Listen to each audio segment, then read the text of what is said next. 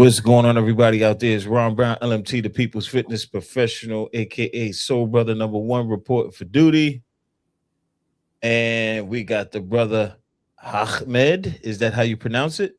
Ahmed, yes, sir. Ahmed, Yes, sir. Yes, sir. brother Ahmed, in the building with us this evening to discuss defending the good name of Elijah Muhammad and the lost and found nation of Islam. The reason why I shortened it is Yes, sir. because that's just the YouTube title. Mm-hmm. YouTube titles can't be like super long because whatever, that's just like the standard or Mm-hmm. whatever. So that's why it's was shortened. However, can you uh explain and the title, like give us the whole title of your book? Okay, it is defending the good name of the Honorable Elijah Muhammad and the Muslims of the lost and found nation of Islam in the wilderness of North America. Okay. And that was co-wrote by myself and a co-writer, co-author, Sister Nadia Mariam. Okay, uh, here's a copy of the book if you can see it. Okay. All right. All right. And if you can give us a little background about who you are, where you're from, your travels and things like that. Okay. Just so the audience can get to know you. Yes, sir. Well, I have been a follower of the Most Honorable Elijah Muhammad since I was 19 years old. And that's when I joined the Nation of Islam uh, in Chicago at the Final Call building, writing a letter to the Savior, okay, getting your student enrollment and actual facts and go before the laborers Yeah. and recite, right? Yeah. And get your X. Yes, sir. So I'm one of the brothers that came up from the ground, as they say, from the ground up. All right. And so I was accepted Islam there in Chicago at the Final Call building. I left there uh, when they got spooky. Okay. When Farrakhan started teaching that the messenger was alive and he was going to come back in 3 years. Okay. Oh, Yeah. Yeah. Minister Louis Farrakhan was teaching that. Yes, sir. Oh, Yes, sir. wow. See, I didn't Uh, know that.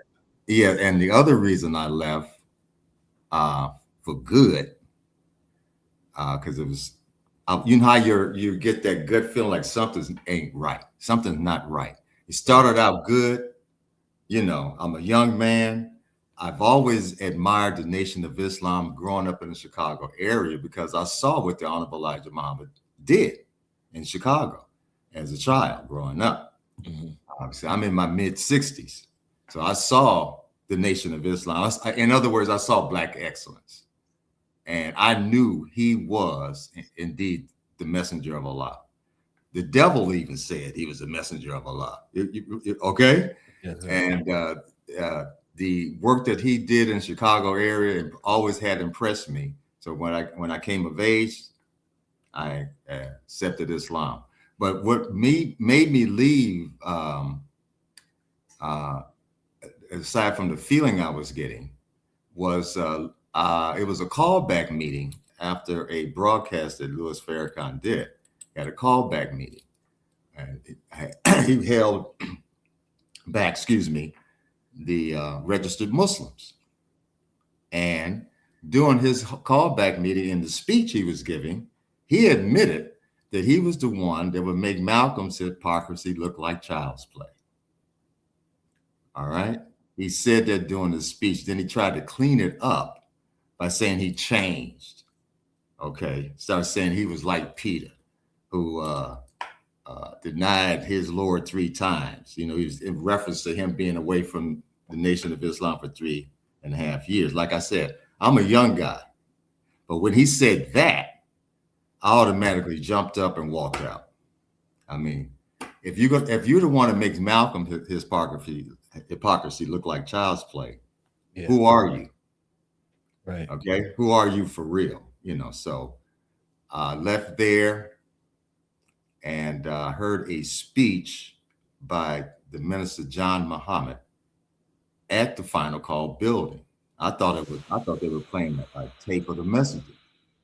And his speech was different from what Minister Farrakhan was speaking. Okay. He was given the core principles of what the Honorable Elijah Muhammad was teaching. Okay. And he was given the history of the foundation of the Nation of Islam. So when I heard him, I automatically started searching him out. And I was able to get the phone number to the temple in Detroit, and we start corresponding because at the time I was writing bi-weekly articles for a black newspaper in Gary, Indiana. All right. And that's how me and Minister John Muhammad became, we say, pen pals. Okay. And this book here, by the Minister John Muhammad, the late Supreme Minister, he wrote a book in January of 1985 called The Journal of Truth. This book impressed me. This made me know that he was the real deal. Okay. He was teaching the early history of Islam, the foundation. He knew it was firsthand source of knowing the Honorable Elijah Muhammad and Master Farad Muhammad. In this book here, The Journal of Truth by Minister John Muhammad, he condemned Louis Farrakhan, Bernard Kushmir, and Tanetta Dinar or Tanetta Muhammad. Mm. They're teaching that the Honorable Elijah Muhammad was alive. Okay, so he condemned that in this book here, from page 30 to like page 50 something, 59. Now, how is that still in print or? This is an original copy. I believe you can go on Amazon. Another publisher published a maybe volume 1 and 2 of this book, but this is an original. This book's 40 years old. Okay. Yes, sir. The Journal of Truth. The Journal of Truth by Minister John Muhammad. Okay. Yes, sir. So from there, I started traveling from Gary, Indiana, to go to the FOI class every Saturday. All right. This is around the mid 80s, 85. And I would travel from Gary, Indiana, go to the FOI class and the Sunday meetings. And Minister John Muhammad said, well, you might as well move up here. Okay. And so later on, after I had the death of my family, my mother passed away, and some other things were happening in Gary, Indiana. That was the end of the industrial age. Okay. Gary was a steel mill town, and there wasn't much going on there in the way of business and what have you. So I left, moved to Detroit in November of 1985, and I was already a member of the temple, Muhammad's Temple number 1 in Highland Park, Michigan, under Supreme Minister John Muhammad. Later on, I met the messenger's other brother, Brother John Muhammad, Brother Minister John. It's John, not Jam. Some people say Jam. Okay. He pronounced it John. Okay, gotcha. He pronounced it the way Master Farad Muhammad, pronounced it, Jean. Yeah. Yes. And so John Abdullah, by the way, Muhammad. And so I met him, and I took minister's class under Minister John Muhammad. Okay. And so I met some of the most beautiful people in the world there at Temple number 1. The messenger's other brother, Johnny Muhammad. Okay. The great Lieutenant Ali Hassan, who was one of the messenger's chauffeur. Those were my mentors. That name before. Yes, sir. Ali Hassan. And he was a great man. He was a great man. So I moved there to get the background history of the pioneers, what they went through. Okay. Anecdotal stories that only firsthand account people who were actually there in the 30s could give you. So I consider myself a blessed person to have been in the company of such illustrious men and women His messenger's sister was still alive. Met her, Sister Emma Muhammad. These are the most beautiful people you ever could meet in your life, and Now, very sincere Muslims. what made them beautiful? Their spirit. They were very welcoming, very knowledgeable, and it made you feel at home. Um, if you've been around old Southerners from back in the day, that's the feeling you got. You felt the presence of Allah in the building because of the spirit of the people that were there. Right. Yeah. Mm-hmm. Yeah. So now you became a minister, Yes, sir. and then what was the history after that? What did you do with that Well, information? Did you stay in you? So you went to yeah, I back. left Detroit around 94, I Mhm. believe, 93, 94, after the passing of Minister John Muhammad. And I moved to Florida. Uh, Detroit, I was living on the west side of Detroit. The neighborhood was great when I moved over there, bought a house over there and everything. But when Coleman Young passed away, the great Coleman Young, the mayor of Detroit, when he passed away, Detroit went downhill, began to go downhill. And I had a 12-year-old at the time, our oldest son, and he said, came to me one day after school, and he told me to my face, he didn't think he would live to see 18.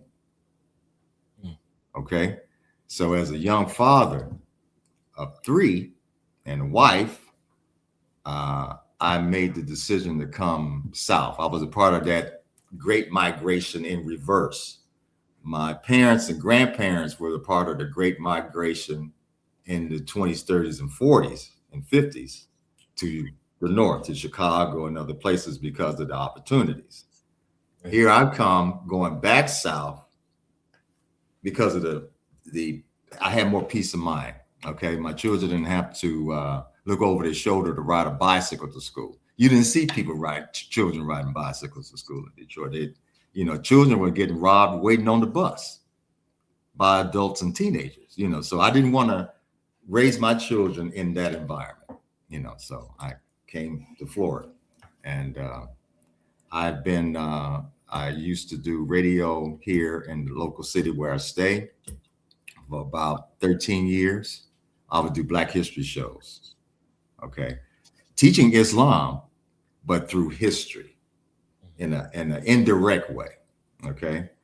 And I have been blessed to be an author of a book called The Death of Satan, which was published in 2013. And this recent book that was published in 2021, co-authored by myself and Sister Nadia Miriam. So that's me in a nutshell. Got you. Now Yes. I want to talk about the book. So, Yes, sir. defending the good name of Elijah Muhammad, right? So, what would you be defending? What are you defending in the book? Like, what's the Well, main premise of the book? okay. The premise of the book was the fact that Louis Farrakhan was using the name Nation of Islam and associating it with the Church of Scientology. That's basically why we wrote the book. Okay. All right. It has nothing to do. Scientology has nothing to do with Islam as taught by the Most Honorable Elijah Muhammad. And the fact that he engaged in this satanic church and having other Muslims who are supposed to be following the messenger, so he said, and was a line too far. I seen you did a couple of interviews with good brother Sheikh Durham L. Yeah, I'm actually sending them Sheikh Denamil and Ishmael this video right now. Yes, brother Ishmael Bey. Now, I found out years back through them that Minister Farrakhan was engaging in Scientology. I couldn't believe it. I was upset with him teaching that the messenger was alive. And then when I saw this video that the two brothers did on YouTube exposing him going into Scientology and other schools of thought that had nothing to do with what the Honorable Elijah Muhammad taught, As a matter of fact, the Honorable Elijah Muhammad condemns much of what Louis Farrakhan is doing today. Can you give me some examples? Yes, sir. Okay, so we have Scientology for one. Let's start with that. So if you were to look up September 17, 1991, there is a condemnation of the Church of Scientology, and then Muhammad speaks. And we, whoa, okay, all right. whoa, hold on. So that's I don't know if you guys can see this. There's the clipping there. Mhm. See that clip? Yes. Right there. That's from Muhammad Speaks, September the 17th, 1971. I'll quote it. It says, the above is September 17th, 1971 edition of the Nation of Islam's Muhammad Speaks newspaper, which condemns Scientology, referring to it with its tools, electronic devices, and other gadgets and practices as the spookiest religion. Goes further to say the caption under the photo left reads as follows, quote, whites in America, South Africa, Britain, Sweden, West Germany, and other countries of this sort are fleeing Christianity into other spookiest religions such as Scientology.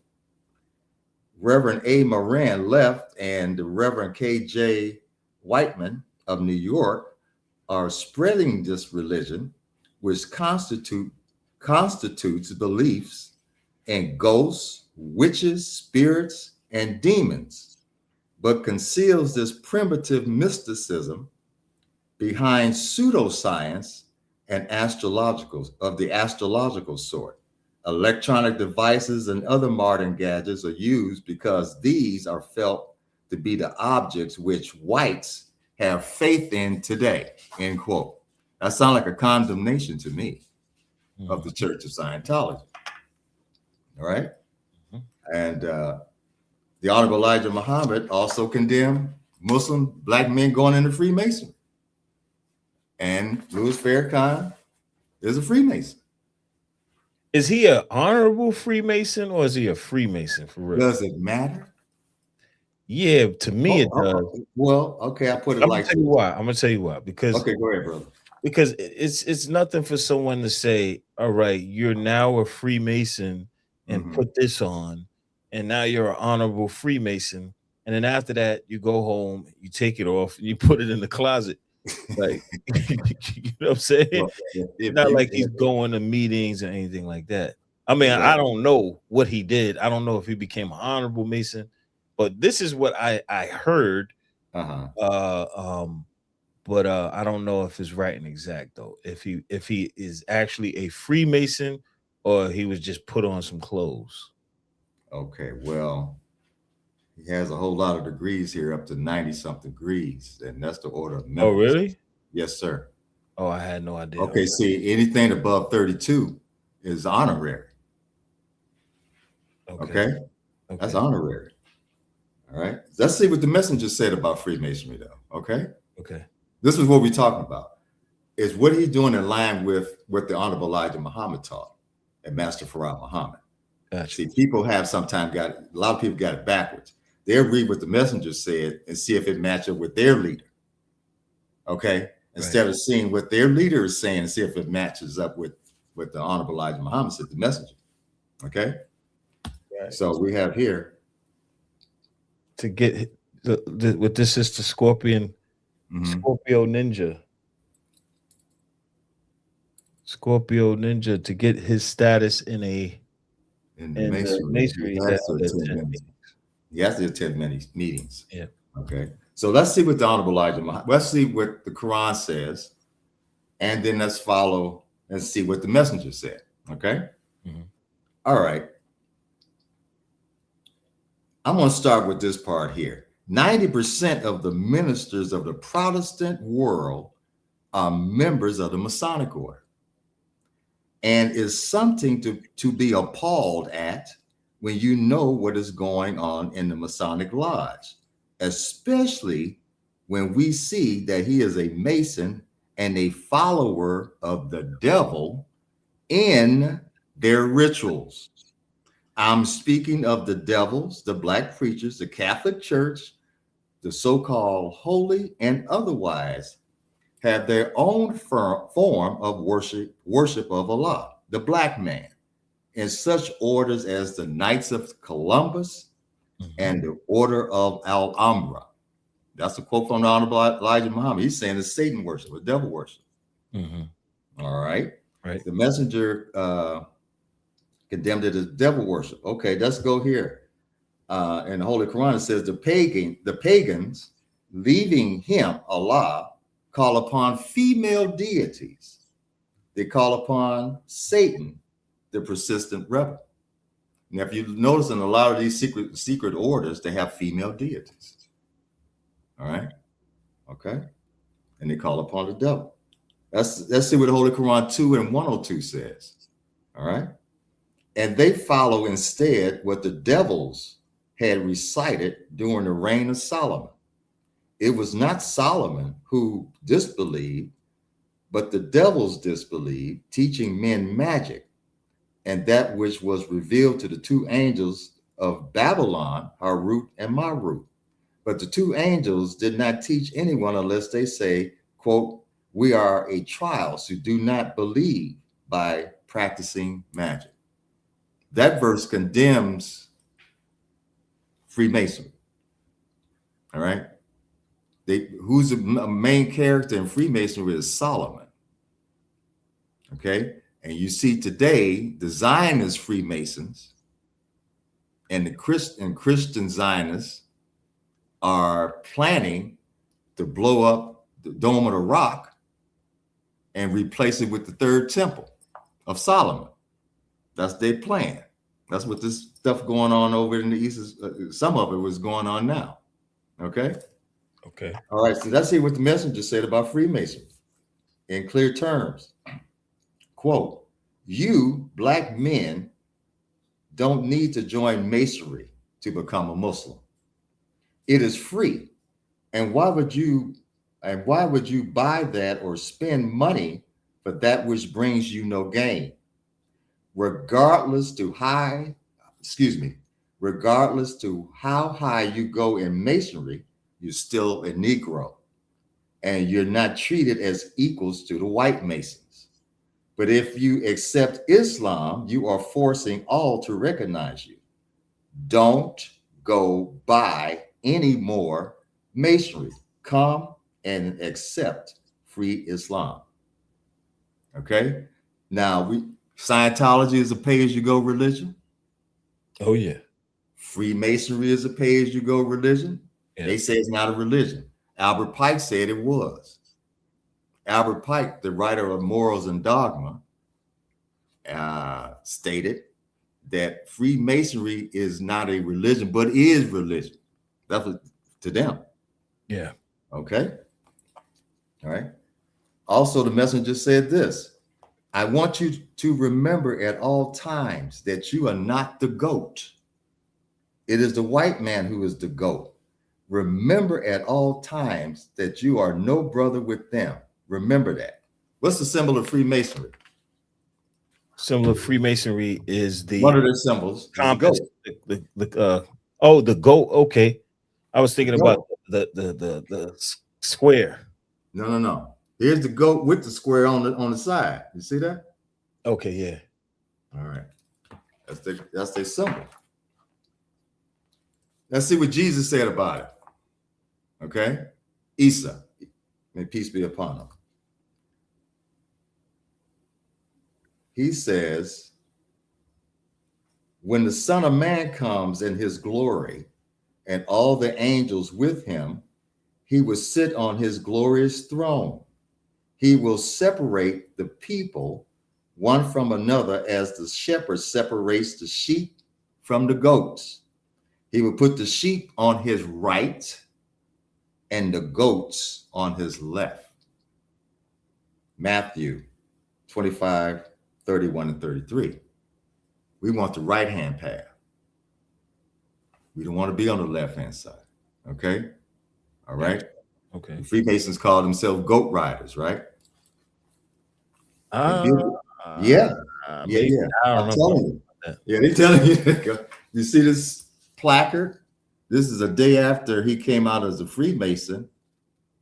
Okay, and it says here, Farrakhan and the Black Masonic delegation 1 year later.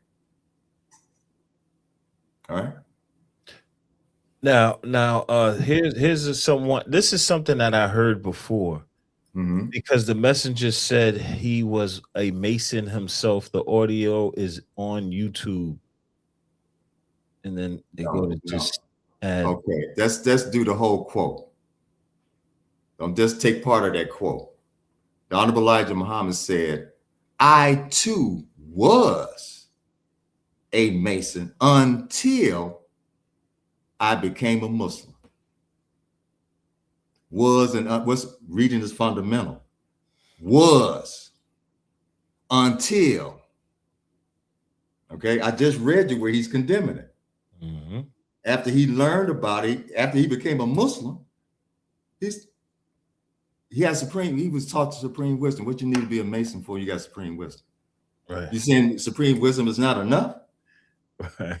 Right. Okay, let's see what the messenger said in 1934. All right.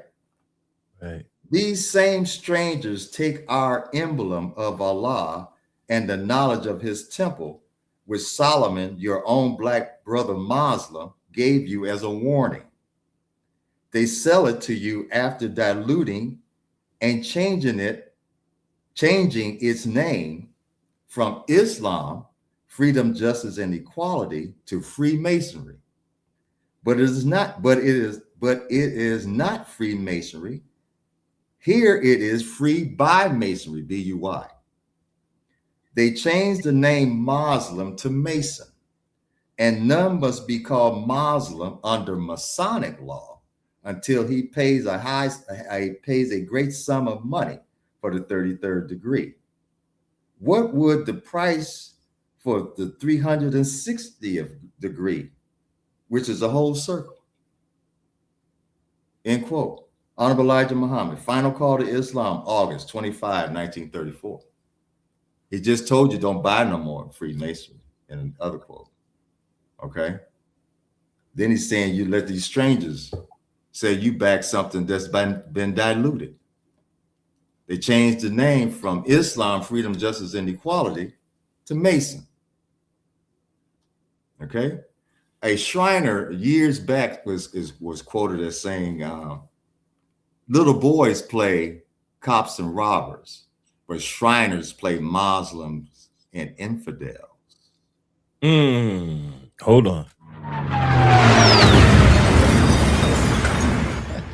Okay. When you cross the burning sands, were you walking or you riding? Right? Okay. Who was walking? The black man wasn't walking. Right. We Exactly. weren't, huh? Got you. We rode. We the Muslims. We Right. not the infidels. The white race, so-called, is the infidel. Exactly. Remember the story? They were stripped of their garments. This is a message to the black man, right? It made the walk to 2,000 miles Right. from Arabia into the caves of Europe. Right. Which During high noon, they were Right. stripped of our garments. It right. made them wear an apron Lost to and hide their found, shame. lost and found Muslims. And that's then, about what a black man 1. got on an apron for? Right.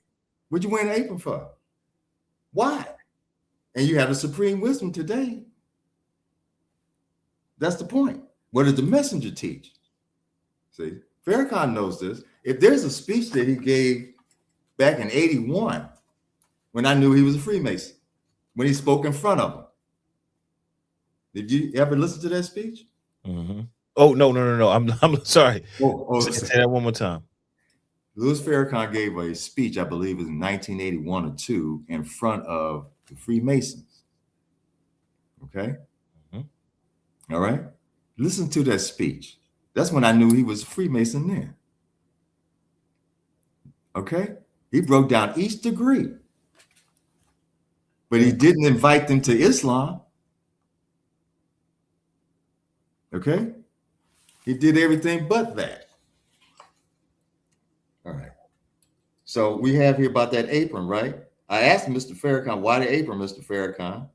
Because based on the teachings of the Honorable Elijah Muhammad, the king, according to history, during the time of Yaqub's Caucasians, had came into the Holy Land. He gave his people instructions, the king did. Gather every one of the devils up, strip them of our costume, put an apron on them to hide their nakedness, take all literature from them, and take them by way of the desert. The king further stated, don't allow one of them to turn back. If they are lucky enough to get across the Arabian desert, let them go into the hills of West Asia. Europe at the time was called West Asia, and this is where the so-called white race was placed in the Caucasus Mountains. This is also where the white race got their name Caucasian, which means weak bone, pale skin, and dwellers of the Caucasus Mountains. Am I right? Okay, yeah. Okay. Now, what are you reading from again? I'm reading from my book. Okay. Right here. I'm gonna need that one. Yes, I'm sir. gonna need that. Because you basically condensed all the main points that's needed. Yes. Excuse me. So yeah, then he joins the I call it a small B Boule, the Boule, small B Boule. All right. He You became sure? Omega. He Okay, became okay. Omega. That's small B, a small B Boule. Okay. Okay, you could be a Kappa, etc. But to be in the big B Boule, the actual Boule, you have to be invited. Okay. Okay. Now you notice that most entertainers are Omegas. I didn't know that. Steve Harvey, Tavis Smiley, D.L. Hughley, okay, George Clinton of the Funkadelics. Okay. All right. Okay. Then the other frats, they mostly doctors, lawyers, and everything like that. All right. Okay. Someone's asking, what's the name of the book? The name of the book is Defending the Good Name of Elijah Muhammad and the Lost and Found Nation of Islam. What's the end of it? In the Wilderness of North America. In the Wilderness of North America. So the Yeah, title of this so the title of this podcast, just add In the Wilderness of North America to it. Yes, sir. Yeah, I gotta get that book ASAP. Okay, so being in a frat that is controlled by the Boule, you got me? Okay. All right, let's see. So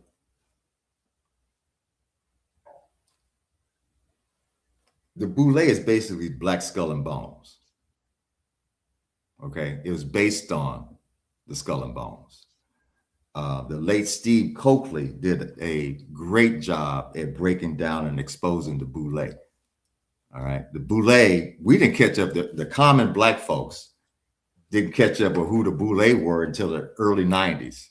And if it wasn't for Steve Coakley, he probably wouldn't have never found out. Okay, you got me?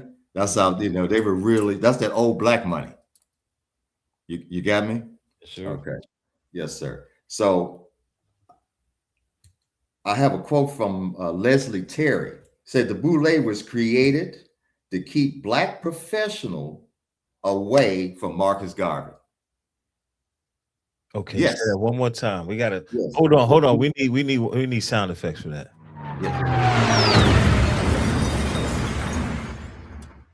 The Boule was created to keep the Black professional away from Marcus Garvey. See, these organizations, these Boule, the Kappas and all of that, they began in the early 1900s, 1907, 1910, et cetera, et cetera. Okay. Now we know, according to Honorable Elijah Muhammad, Marcus Garvey was a fine Muslim. Okay. All right. And the Skull and Bones the Boule was created to keep the professional class from out from helping Mr. Garvey achieve his mission. Okay?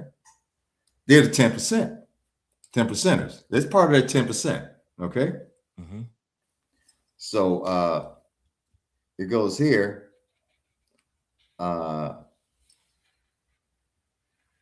Steve Coakley and Larry Terry did some great work on it. And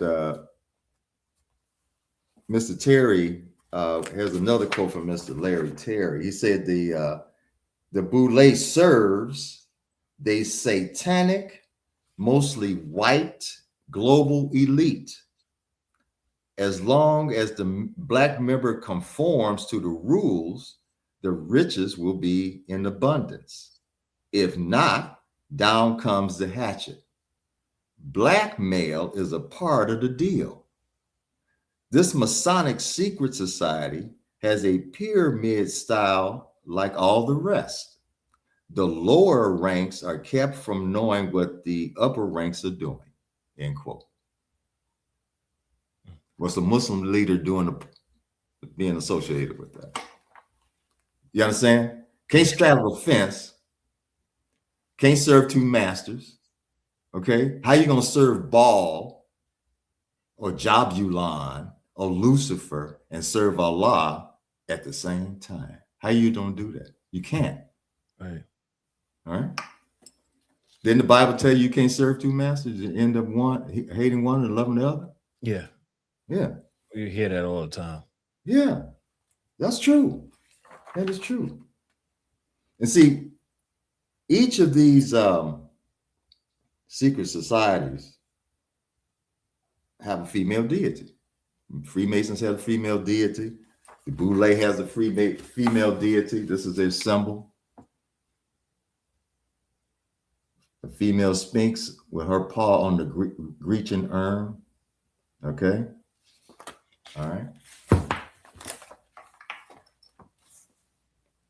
And so we must stay away from that which is not real. And besides, the Freemasons, for the most part, are Zionists.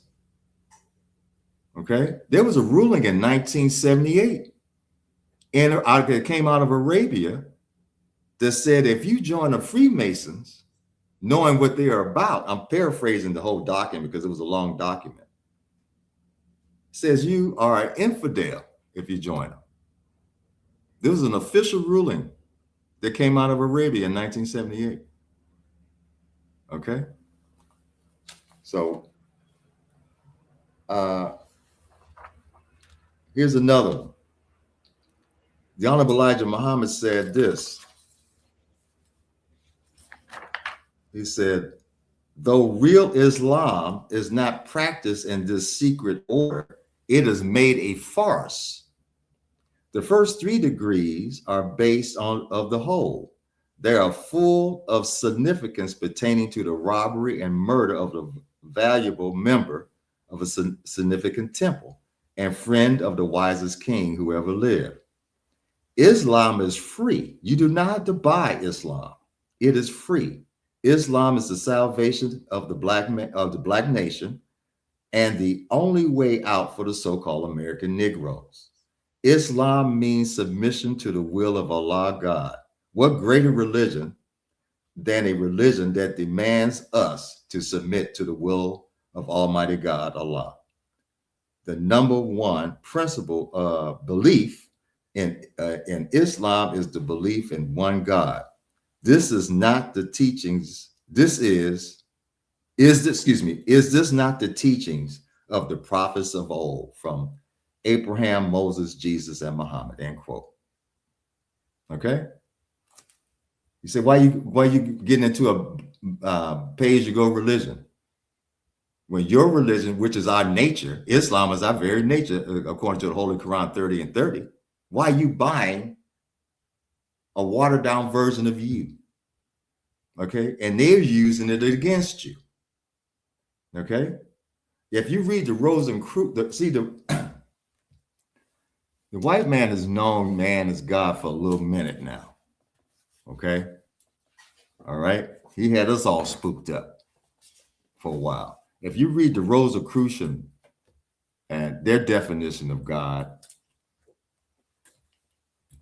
is this. They say man is God and son of God, and there is no God but man. Don't that sound familiar? Of course it does. That's the Masons. Okay? But they teaching you to worship a dead prophet in the church. And 90% of them are Masons. Okay? Why they hiding things from you? That's not your friend. Okay? All right? If you go to Message to the Black Man, page 2, the Honorable Elijah Muhammad stated this.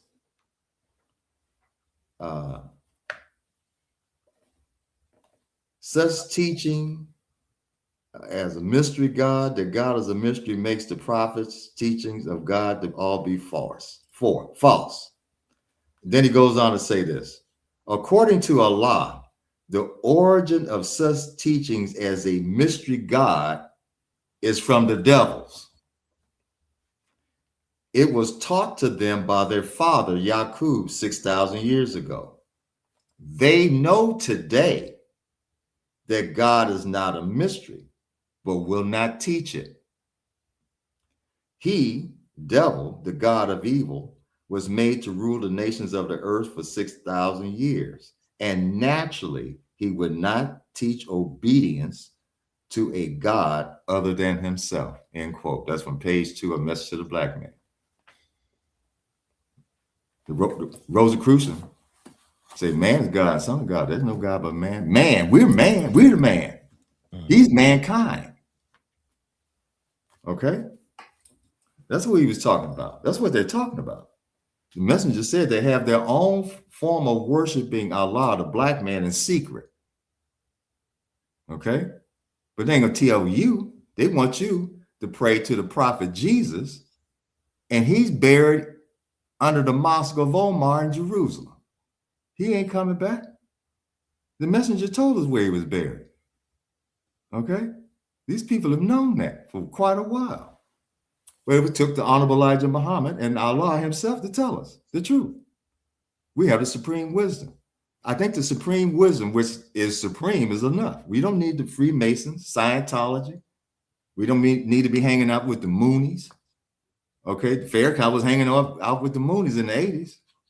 What's the Moonies? The Moonies, the Sun Yat Moon. Oh, okay. The Korean yeah. Christian type cult. Yeah. You know? And Farrakhan he was hanging out with them, as in like he was promoting them in his newspaper. He was interacting with them. And don't forget, promoting them in the newspaper though? Yes, in the final call. Listen, I wasn't. After I left, I began to do some background. Then when I found out that him and Wallace had Jim Jones in the temple. Yeah, I saw that. Okay. Yeah. Hey, and then Wallace, come to find out later that Wallace was trying to introduce Scientology into place, and after he took over. So these two agents have been working against us for quite a while. Okay, he's been working against us. This gentleman has been working against us for 50 years.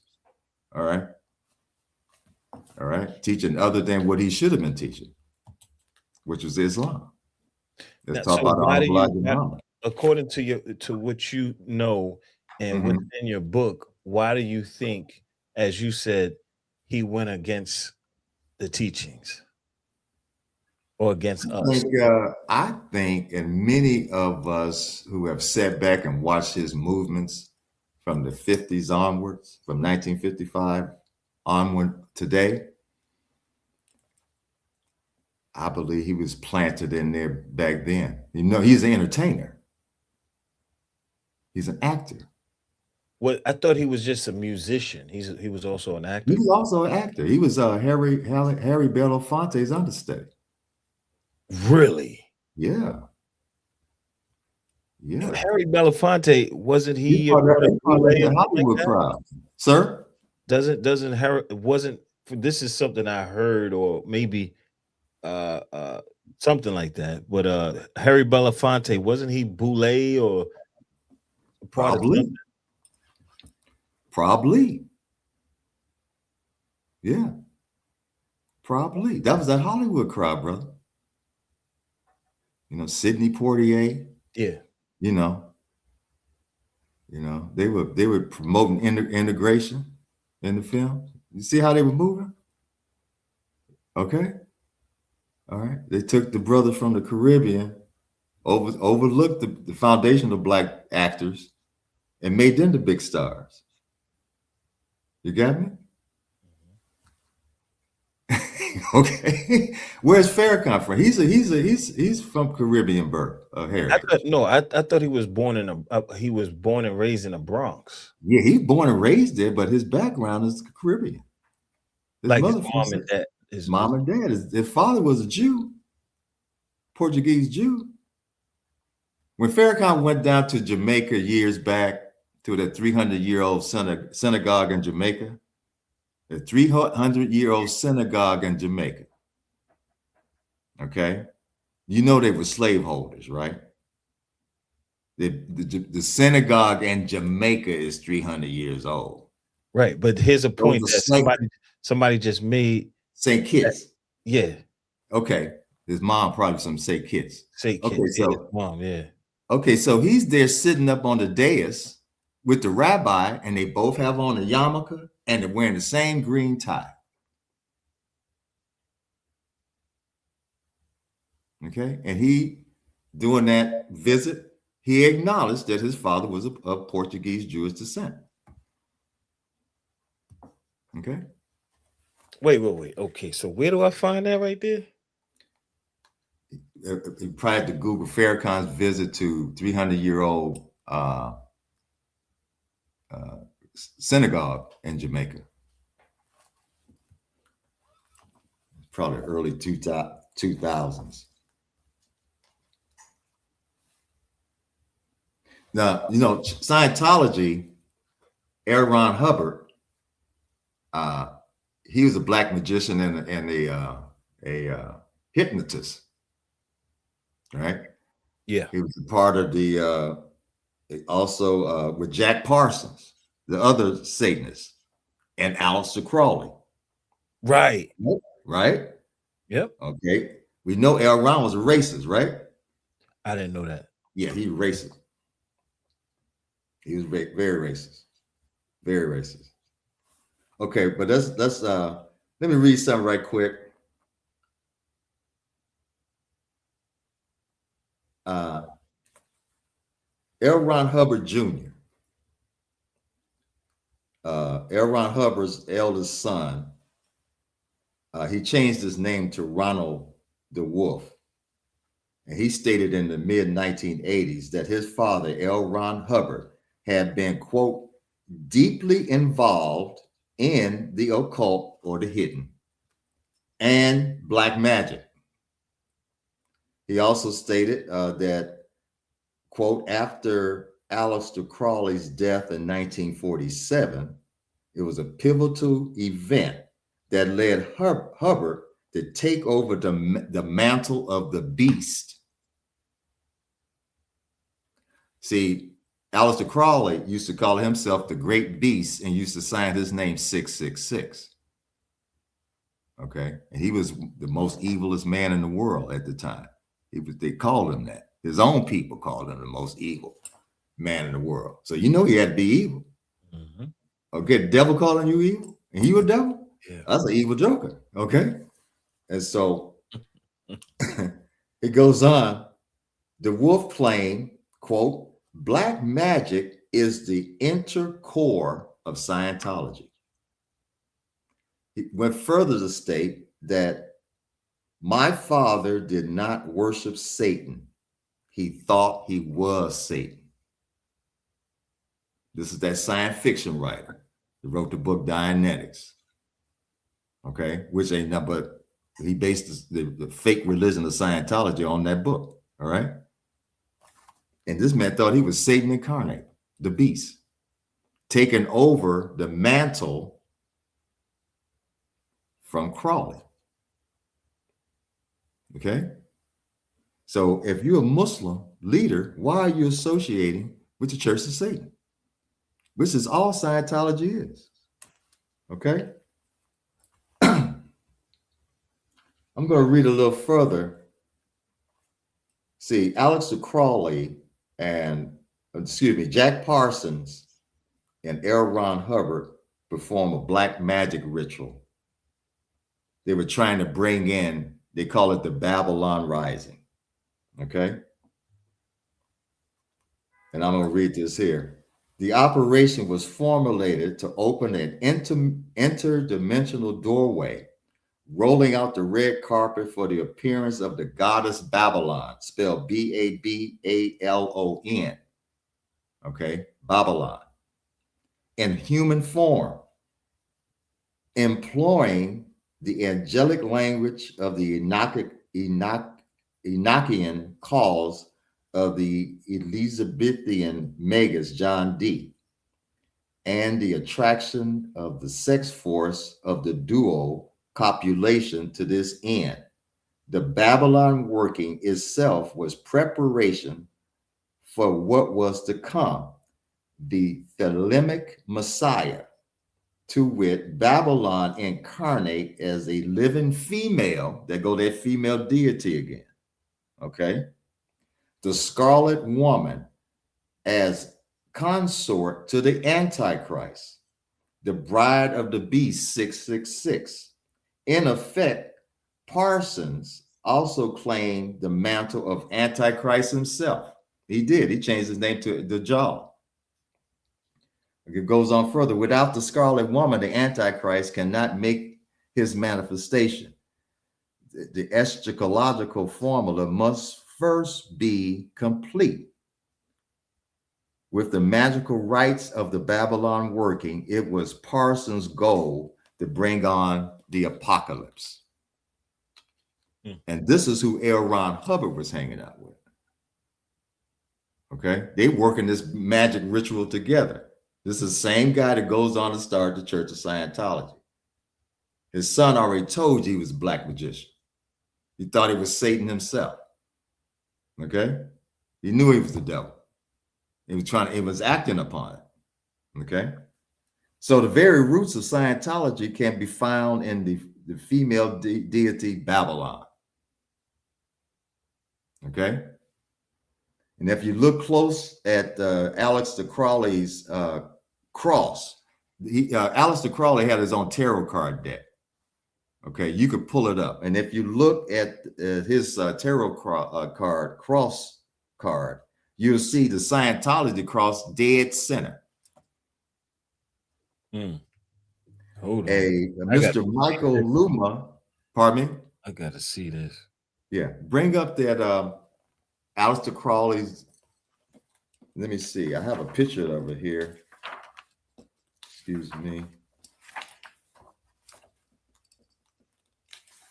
Here we go. This is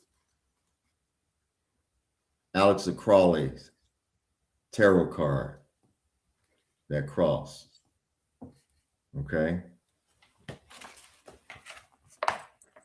It's the OTO Satanist Aleister Crowley's crossed out cross. And it was first published in 1969. Then in 1969, Scientology's crossed out cross was first used. Here you go. Yeah. That's dead center of this cross here. Signs and symbols. Sigils. This also was the cross used by Jim Jones.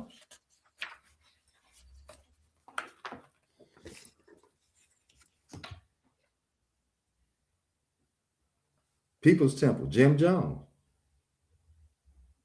Okay.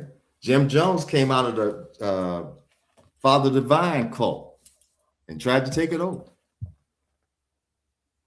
Show you how bad Scientology is. Scientology is so bad that they say Charles Manson thought it was crazy. It was too crazy for him. For Charles Manson. But he used some of their techniques to brainwash his followers. Okay? All right. Uh, it was a lot of Scientology spinoffs out there in California. That's what all the Satanism is, for the most part. There in New York, okay? They tell me it's more largest concentration of witches, practicing witches, are in New York State. Hey man, I could believe that. You believe that? Yeah. Yeah. Yeah. Yeah. So, in other words, what the point is, Farrakhan's people are calling him a Messiah. The Honorable Elijah Muhammad told us who the Messiah is. Okay. According to the Honorable Elijah Muhammad, if you read Message to the Black Man in America, and you turn to page 294, it says, quote, Allah, whom we praise, comes in the person of Master W. Farad Muhammad, the great Mahdi, expected by the Muslims, and the Antichrist, the devils, under the name Son of Man, Jesus Christ, Messiah, God, Lord, Jehovah, the last Jehovah, and the Christ. These meanings are good and befitting as titles, but the meaning of his name Mahdi, as mentioned in the Holy Quran Sharif 22 and 54, is better. All of these names refer to him. His name, Farad Muhammad, is beautiful in its meaning. End quote. So he's telling you, according to the Honorable Elijah Muhammad, Master Farad Muhammad is the Christ, or the great Mahdi, or the Mahadiah. Okay? I have a something to address in the comments. So Mhm. what do you say to people who say, Scientology and all these different organizations are cults, but is the Honorable Elijah Muhammad's organization a cult? Is it what? No. So Uh, what would be the difference? where the difference is the amount of data that was given to us by Master Farad Muhammad. You have to go back over the history of the Nation of Islam from 1931 or 1930 up to 1975. You'll see it was not a cult. It was a movement. It was a black movement. It's not a cult. A cult is deal with lies. Master Farad Muhammad didn't come here with beliefs. He came here with actual facts. Okay? What everything that the Honorable Elijah Muhammad taught was actual facts. And it worked.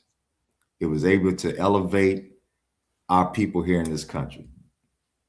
The Nation of Islam fed 1/3 of the black population in Mm. America. 1/3. Okay.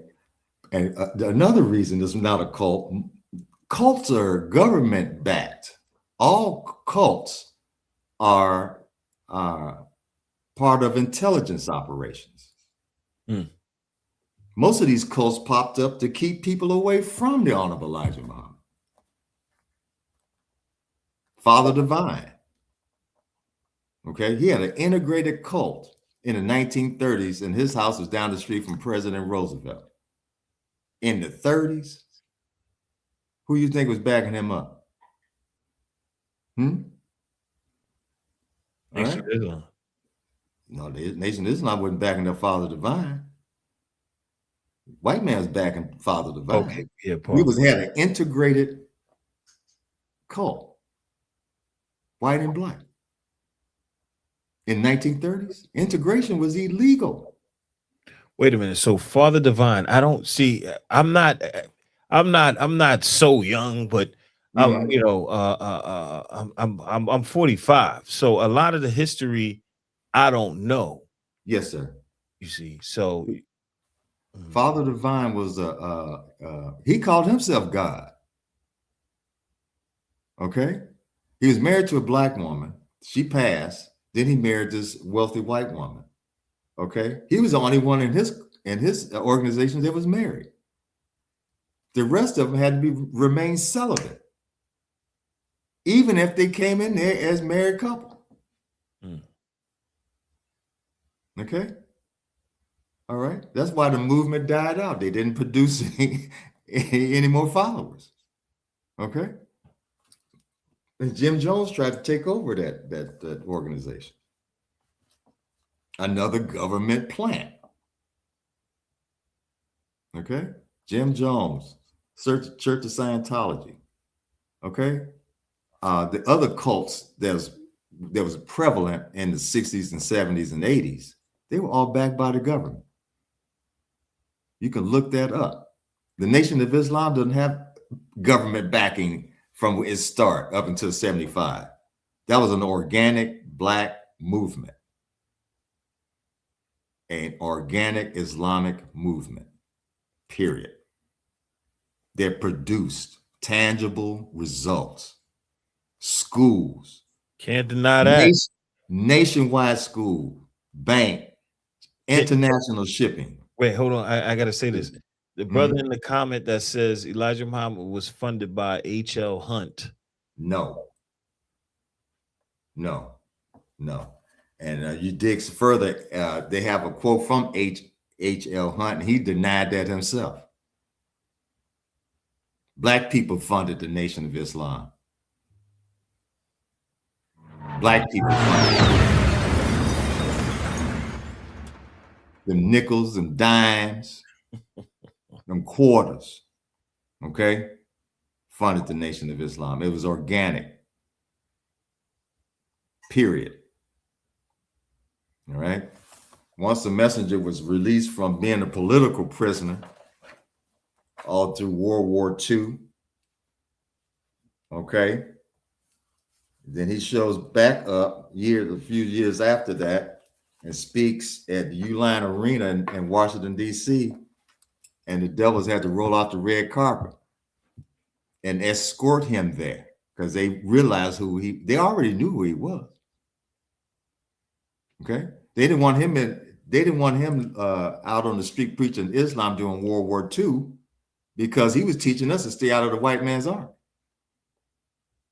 And they needed them black bodies in that army to fight their brother Hitler, Mussolini, and Tojo in Japan. Okay? Were it not for the black troops, America would have lost. Adolf Hitler said some of the fierce soldiers he ever saw on a battlefield were black American men. You know why? We got a chance to shoot the devil. Right? Okay? The white man gave us permission to shoot another white man. They would jump at that chance, but only to come back to the United States and be faced with harsher racism than before. And that's the reason why the messenger didn't want us going in there. Why would we fight for a place that never has fought for us? Okay? We don't have full rights here, and they wanted us to go fight for them overseas. And we've been doing it ever since this country's been in force. This settler colonial experiment. But before we close, right? Mm-hmm. So what do you say to people who say, so why can't the NOI produce what they produce? Why they can't produce now what they produced in the past?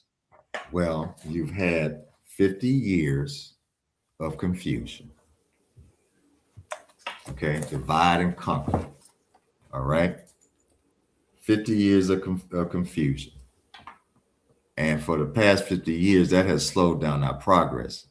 The Honorable Elijah Muhammad had laid the foundation. All we had to do is keep it going. And it was sabotaged. I have in my book the FBI memo from 1969 and their plans how to destroy the Nation of Islam from within. Okay? See, we have too many enemies as black people in this country. We have internal enemies. We have external enemies. Okay? We got the holdover from chattel slavery. Okay? And when we got on our feet, thanks to Elijah Muhammad and the Muslims who backed him, by 1975, the Nation of Islam was worth $80 million. Put that in today's money and see how much that is. Convert that. He had everything set up, and then the traders destroyed it in 6 months. So then we had to start all over again. Then you got confusion. You got these different organizations who branched off from the messenger, and they're not even teaching what the messenger taught. Okay? So that slowed down our progress. My people like me today are trying to give you the information to let you know what happened, why we fell, okay? To pick, and for you guys, the younger generation, to pick back up the program, because it's there, it's still there. All you gotta do is do it. Okay? Pick back up the program and go forward. Because we're gonna be forced to do it anyway. I have a little prediction. I think this country won't be here 6 months from now. So we're going to be forced to do it. Okay? At the rate things are going, we're going to be forced to do it. The messenger said that the black man was beaten into slavery, and he feared that we would have to be beaten out of it. Right? We don't have anything. We had something, but they betrayed us. Your Jesse Jacksons, your Louis Farrakhans, your Al Sharptons, all these other people, okay?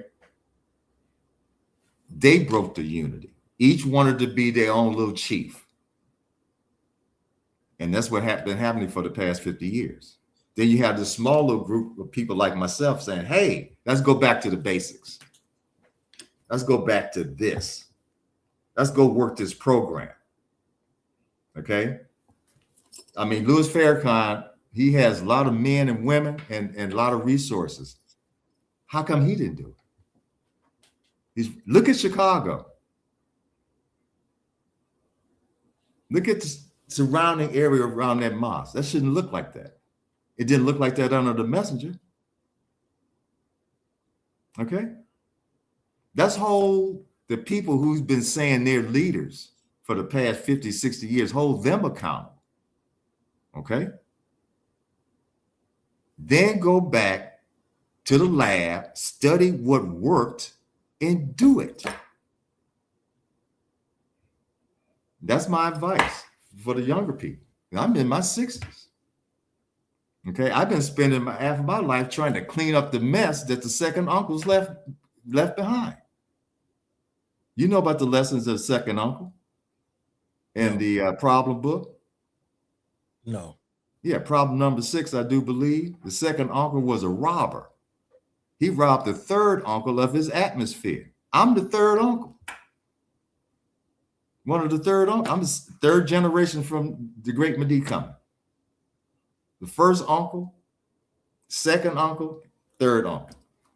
First uncle was the messenger generation. Second uncle was the age group of your Malcolm X, your Louis Farrakhan, and what have you. I'm the third uncle. I was born in 61. I was born in the turmoil. Okay? In the change. I'm in the middle. I'm the last of the baby boomers. We're the last of the baby boomers. Okay? The tail end of it. The baby boomer generation was 40, it started in the 40s, 41, 40 in the 50s, early 60s. That was it. That's baby boom. Tail end. Now, what was going on during that time?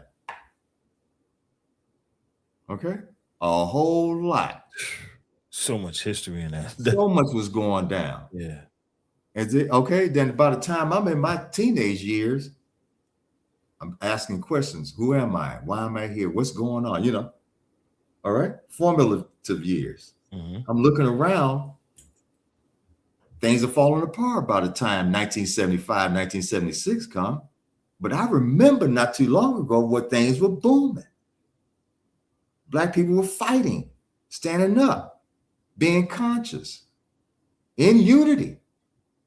Okay? Great unity. Okay? Then these substitute teachers come along and disrupt the whole show. Okay? Being a part of the system. Jesse Jackson run for president. Farrakhan right with him. When an Honorable Elijah Muhammad condemned Jesse Jackson. Yeah, Really? go look it up. Yes, he did. He denounced Jesse Jackson. You can look that up. There's a whole article. I might have to send it to you, but I have it. There's a whole article where the messenger denounced Jesse Jackson. He used to call Jesse Jackson a poor boy. He said, yeah, he want to run Christianity and politics at the same time. Poor boy. Okay, look at Al. Then you got Al Sharpton. Okay, FBI informant. Okay, he's snitching on rappers and what have you, entertainers. It came out. I'm not making anything up. And what do these guys all have in common? They're Freemasons. Jesse Jackson was a black Shriner. Farrakhan, Al Sharpton. And what have they done for us? But talk and collect money. Even had a so-called black president. He didn't do nothing. Because they all are part of the same club to keep us poor black people down. They're the buffer for this white supremacist, so-called supremacist nation. They're the buffer. You know, so that's part of the reason why we don't have anything. Got too many people working against. The only people on our side, brother, is Allah himself. And we have to be on each other's side. But this is the solution to the black man's 400-year-old problem. Right? Mr. Muhammad proved it. Got you. If you get the pamphlet, Supreme Wisdom, 1957, it says the solution to the so-called American Negro's 400-year-old problem. That's why Master Farad Muhammad gave us a problem book to address the problem mathematically, spiritually. It's a lot in that problem book. Supreme Wisdom itself is deep. Yes. Yeah, that's heavy. That's you it. Like really work it in your mind, memorize it, and like start doing the math and really thinking like and then apply it to your life. What do you need? What else do you need than that? Supreme. Nothing higher than supreme. It says so right there, Supreme Wisdom. Allah came and gave us, Allah incarnate, the great Mahdi. Okay, another book that people need to get is Our Savior Has Arrived. My copy this is my favorite book, as you see. It's falling apart. It's been read so much. All right, Our Savior Has Arrived. The very last book that was published by the Honorable Elijah Muhammad. And he gave that away at the very last Savior's Day he addressed for free. That's how important that book is. And my favorite chapter in there is the knowledge of God himself. Okay? He goes into cosmology, the origin of God. And like the messenger said, after man brought you face to face with the knowledge of God and yourself, what else can another man teach you? He's the last messenger. Wasn't no more successors or none of that. You don't need another successor. And he said it wouldn't be a successor himself in 1972. Indeed. Well, on that note, brother. Yes, sir.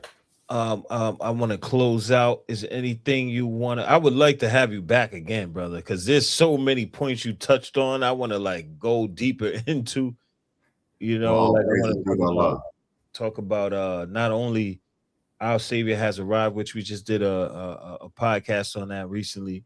Okay. We want to talk about also, the Messenger's teachings, history, Boule. Like it seems like you know a little bit about that. I would like to get into some of that stuff. In some weeks ahead. So if you give them your social medias, your contact information, your book, and everything like that? Well, I have a blog. It's called Ahmedel77 on WordPress.com.